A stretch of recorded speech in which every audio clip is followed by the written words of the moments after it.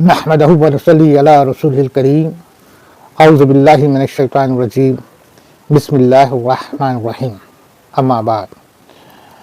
برادران اسلام، واجب الاحترام بزرگوں، دوستوں، میرے پیارے ناظرین و سامعین حضرات، السلام علیکم ورحمۃ اللہ وبرکاتہ۔ محترم ناظرین و سامعین حضرات، اللہ سبحانہ وتعالیٰ کے کرم سے اللہ نے جو ہمیں دین اسلام میں پیدا کیا، اسلام گھروں میں پیدا کیا، اور اس سے کہیں زیادہ اللہ کا شکر ہے کہ اللہ سبحانہ وتعالیٰ نے ہمارے دلوں کو اپنے نام کے فضل سے ہمارے دلوں کو روشن کیا اور ہمارے اندر دین اسلام کے لیے جذبہ، محبت، اور اللہ نے اپنے ہدایت سے نوازا۔ اللہ کا شکر ہے، اللہ کا کرم ہے، اللہ کا لاکھ لاکھ شکر ہے۔ اللہ سبحانہ وتعالیٰ کا اس قدر شکر ہے کہ جس کی ہم دن اور رات مسلسل بھی اگر شکر ادا کرے تب بھی کم ہے، اور حقیقت یہ ہے کہ اللہ کے احسان کا ہم کیا لیا جائے کہ ایک صفت بھی جو ہے کہ ادا نہیں کر پائیں گے جتنا اللہ نے کرم فرمایا ہے۔ دیکھیے میرے عزیز، اللہ کا یہ سب سے پہلا کرم، سب سے بڑا کرم، سب سے بڑی مہربانی یہ ہے کہ اللہ نے ہمیں ہدایت سے نوازا۔ اللہ سبحانہ وتعالیٰ قرآن پاک میں خود فرماتے ہیں کہ ہدایت دینا تو ہمارا کام ہے، جسے ہم چاہیں ہدایت دے دیں اور جسے ہم چاہیں گمراہ کر دیں، بے شک اور بے شک اور بے شک۔ اور اس وقت ہم لوگ تقریباً اسی آیت پر پچھلے پارٹ اور ہو سکتا ہے انشاءاللہ اس پارٹ میں بھی گفتگو کریں گے کہ بے شک اللہ سبحانہ وتعالیٰ نے اپنے کلام میں، اپنے قرآن پاک میں کہہ دیا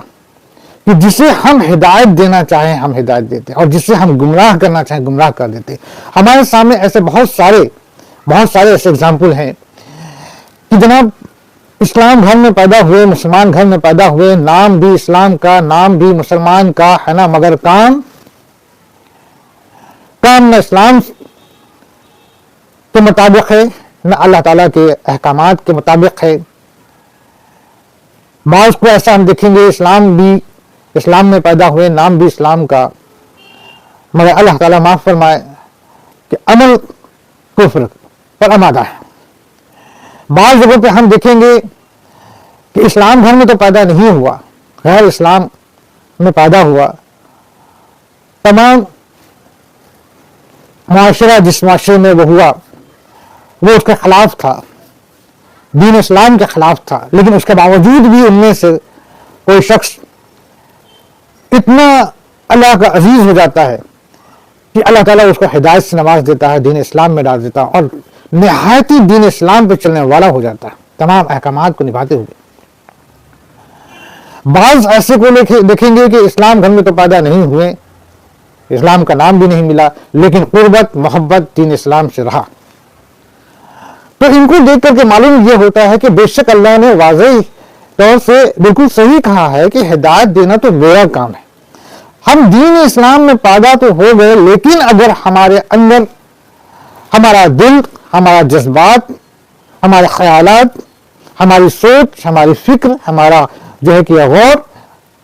ہمارا عمل اللہ کے بتائے ہوئے احکامات کے مطابق اگر نہیں ہے تو دین اسلام میں پیدا ہونے کے باوجود بھی ہم حقیقتاً جو ہے کہ مسلمان نہیں ہیں، ایک بات۔ اور اگر سپوز مان لیجئے کہ ہم دین اسلام کے احکامات کو نبھا رہے ہیں، اور نبھانے کے ساتھ ساتھ اللہ نہ کرے اللہ تعالیٰ معاف کرے معاذ اللہ، اگر ہمارے کوئی بھی ایسا عمل جو ہے ایسا ہو جاتا ہے جس سے اللہ ناراض ہو جاتا ہے، جس سے اللہ اس قدر ناراض ہو جاتا ہے کہ اللہ قادر ہے کہ اس سے، اس کے دل اور دماغ سے ہدایت کو چھین لیتا ہے، اور وہ بندہ، وہی بندہ جو تمام احکامات کو نبھانے والا تھا، دین اسلام پہ چلنے والا تھا، لیکن اس کی بدنصیبی، اس کا نہ جانے کون سا ایسا عمل ہوا، نہ جانے اس سے کون سی ایسی بات نکل گئی، کون سا اس کا غرور کون سا اس کا فتنہ، کون سا ایسی بات ہوئی جس سے اللہ اس قدر ناراض ہوا کہ وہ بندہ جو ہے کہ اللہ کے احکامات کو بھی چھوڑ دیا، نماز کو بھی چھوڑ دیا، دین اسلام کو بھی چھوڑ دیا، اور یہاں تک کہ کفر پہ آمادہ ہو گیا اور وہ کفر کرنے لگا، یعنی کہ اللہ نے اس سے ہدایت چھین لی۔ تو واضح ہے کہ اللہ کا حکم، اللہ کا کلام اور اللہ کا کہنا بالکل صحیح ہے کہ اللہ سبحانہ وتعالیٰ جسے چاہے ہدایت دے دے اور جسے چاہے ہدایت اس سے چھین لے۔ ٹھیک اسی طریقے سے غیر مسلم گھر میں پیدا ہوئے، لیکن ممکن ہے کہ کچھ اس کے دل کا نیت کچھ ایسا رہا ہو سکتا ہے کہ اس نے کچھ ایسا عمل کر دیا ہو سکتا ہے اس کا کردار ایسا ہو سکتا ہے اس کی سوچ اور فکر کچھ ایسی ہو جو اللہ اس پہ راضی ہو گیا، اس کو ہدایت سے نواز دیا اور اس کے دل میں اسلام سے جو ہے کہ اس کو روشن کر دیا، اس کے دل کو، کیونکہ اللہ قادر ہے، اللہ جسے چاہے ہدایت دے دیتا ہے، اللہ جس سے چاہے ہدایت چھین لیتا ہے۔ سچ ہے، ہم اگر اپنے معاشرے میں غور کریں تو ایسا ایک دو نہیں، ہزاروں اگزامپل مل جائیں گے۔ ہم اگر اپنی داستان پر بھی غور کریں، ہم اگر پرانے وقت میں پرانے بہت سارے واقعات پر بھی غور کریں تو ہمیں بہت سارے واقعات مل جائیں گے جس میں ہمیں معلوم ہوگا کہ بندہ دین اسلام میں تو پیدا ہوا، بڑا اللہ والا ہوا، لیکن جو ہے کہ اللہ تعالیٰ نے اس کی کون سی بات کو پکڑ لیا اور اس سے ہدایت چھین لیا اور کفر پر زندگی گزار دیا، اور بہت بد نصیب رہا وہ شخص جو کفر پر ہی مر گیا۔ اللہ توبہ استغفار، اللہ توبہ استغفار، اللہ توبہ استغفار، استغفر اللہ الذی لا الہ الا هو الحی القیوم واتوب الیہ۔ ہم سب کو اللہ سبحانہ وتعالیٰ جو ہے کہ ایسے عمل، ایسی زبان، ایسی بات، ایسی فتنہ، ایسی کوئی غرور یا کوئی ایسا عمل جس سے اللہ ناراض ہوتا ہو، اللہ ہمیں معاف کر دے اور اللہ ان چیز سے ہمیں محفوظ رکھے، اپنی پناہ میں رکھے۔ اللہ ہمیں زندگی میں اگر جلائے تو دین اسلام پہ ہی جلائے، اور ہماری موت ہو تو دین اسلام پہ موت ہو، اور اگر ہم اٹھائے جائیں تو دین اسلام پر ہی اٹھائے جائیں، ایمان کے ساتھ ہی اٹھائے جائیں۔ آمین ثم آمین۔ برادران، ہم لوگ بات کو طویل نہ کرتے ہوئے اب اپنے موضوع پہ آتے ہیں، اپنے مقصد پہ آتے ہیں۔ جیسا کہ ہم لوگ قرآن پاک کی جو ہے کہ مطلب کہ سلسلہ وار سورے اور ان کے آیتوں پہ غور و فکر کر رہے ہیں۔ الحمدللہ ہم لوگ سورہ ابراہیم پر ہم لوگ پہنچ چکے ہیں۔ سورہ ابراہیم کی بھی ہم لوگ پچھلے پارٹ میں کچھ آیت پر غور و فکر کیے۔ اب اس کے آگے پچھلے پارٹ میں ہم لوگوں نے سورہ ابراہیم کی الحمدللہ سورہ آیت نمبر 5 تک پر غور و فکر کیا تھا۔ آیت نمبر 5 سے ہی ہم انشاءاللہ پھر سے شروع کرتے ہیں۔ ربی یسر ولا تعسر وتمم بالخیر وبک نستعین یا فتاح ربی زدنی علما۔ اللہ سبحانہ وتعالیٰ کہتے ہیں، کیا کہتے ہیں؟ حضرت ہمارے آقا حضور صلی اللہ علیہ وسلم سے فرما رہے ہیں، ہم نے موسیٰ کو اپنی نشانیاں دے کر بھیجا کہ تو اپنے قوم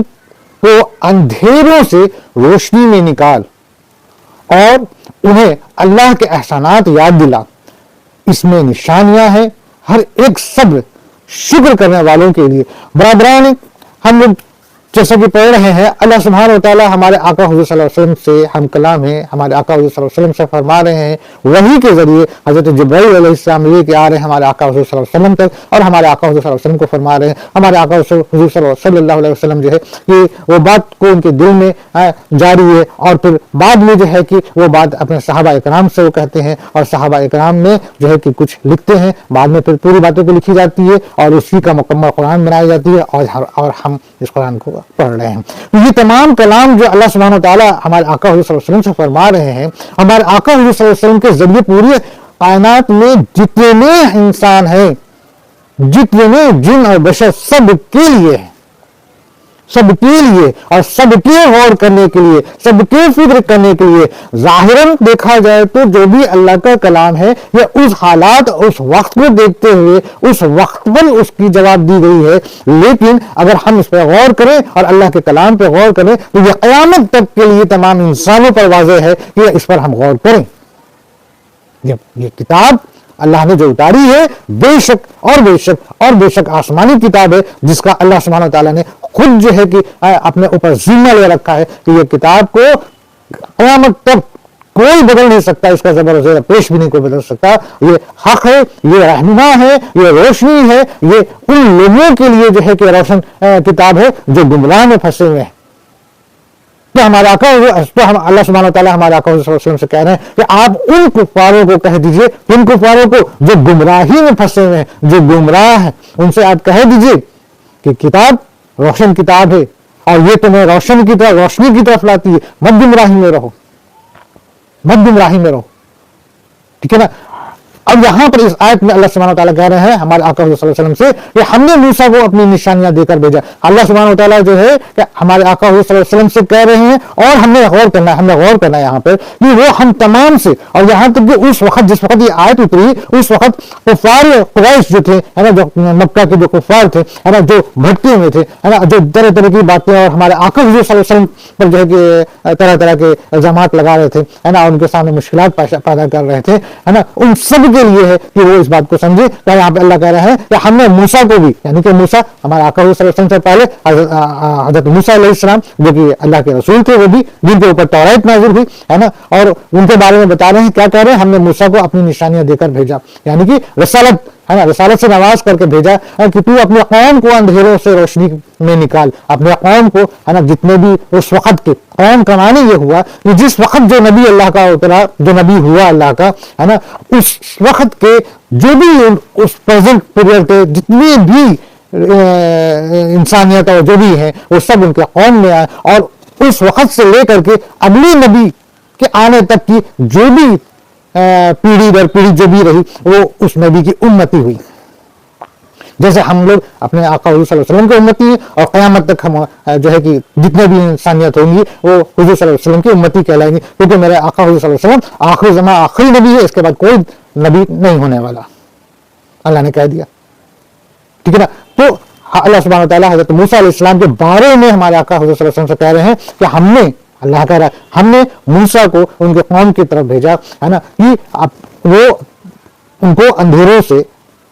وہ جو گمراہی میں ہے تو ان کو وہاں سے نکال لاؤ روشنی کی طرف، ٹھیک ہے نا، اور انہیں اللہ کے احسانات یاد دلاؤ، ان کو یاد دلاؤ، ان کو بتاؤ کہ وہ کس طریقے کی زندگی جی رہے تھے، وہ کیسی زندگی جی رہے تھے۔ یاد ہے ہمیں رات کو بھی کہ بنی اسرائیل، فرعون اس وقت کا جو مصر کا بادشاہ تھا، فرعون تو لقب ہے ٹھیک ہے نا، مصر کے بادشاہ کا لقب ہے، تو جو بادشاہ آخر بادشاہ تھا ٹھیک ہے نا، وہ کس طریقے سے ظلم کر رہا تھا بنی اسرائیل پر، ان کے اوپر تشدد کرنا، ان کے اوپر جو سختی کے ساتھ ان سے ملازمت کروانا، اور صرف اتنے ہی سب سے زیادہ جو ہے کہ ان کے اولاد میں جو لڑکے ہوتے تھے ان کو قتل کر دینا اور لڑکیوں کو چھوڑ دینا، اس کے ساتھ ساتھ دیگر اور بھی کتنے زیادہ جو ہے کہ زیادتی کیا جاتا تھا۔ ایسے بادشاہ کے چنگل سے اللہ سبحانہ وتعالیٰ نے ان کو نکال لایا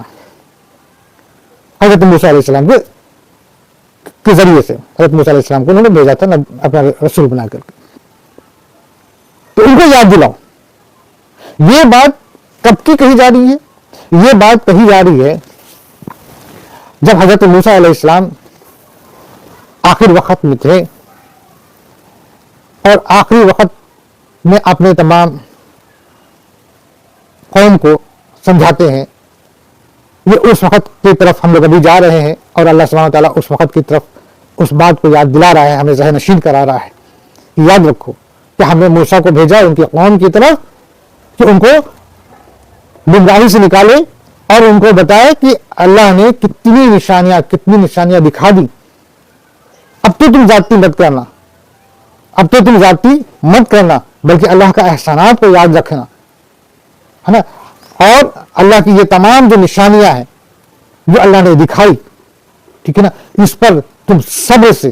شکر کرنے والوں میں رہنا، کیونکہ اللہ صبر کرنے والا اور شکر کرنے والوں کو پسند فرماتا ہے، چاہے تمہارے سامنے کتنی بھی مشکلات اور پریشانیاں کیوں نہ ہو، اگر تم اس میں صبر کرتے ہو اور اللہ پر یقین رکھتے ہو، اللہ کا شکر، اس حالت میں بھی اللہ کا شکر ادا کرتے ہو، تو اللہ کا شکر ادا کرنا چاہے جس حال میں ہے، بھلے بہت زیادہ مصیبتیں ہیں، پریشانیاں ہیں،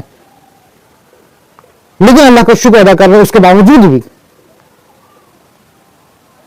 اور صبر کر رہے ہیں، ظاہر سی بات ہے جب صبر کر رہے ہیں تبھی شکر ادا ہوگا، تو صبر کر رہے ہیں اور شکر ادا کر رہے ہیں، اور اس کے بعد ایمان پر ہیں، تقوی پر ہیں، پرہیزگاری پر ہیں، اللہ کے احکامات کی ادائیگی کر رہے ہیں، تمام حقوق کی ادائیگی کر رہے ہیں، اور ایسا کرنے والا جو ہے کہ مسلمان ہے، اور وہی مسلمان ہے جو یہ ایسا کرتا ہے۔ مسلمان وہی ہے جو ہر حالات میں، ہر پریشانی میں، ہر مشکل میں صبر کرتا ہے، مگر اللہ کا شکر ادا کرتا رہتا ہے۔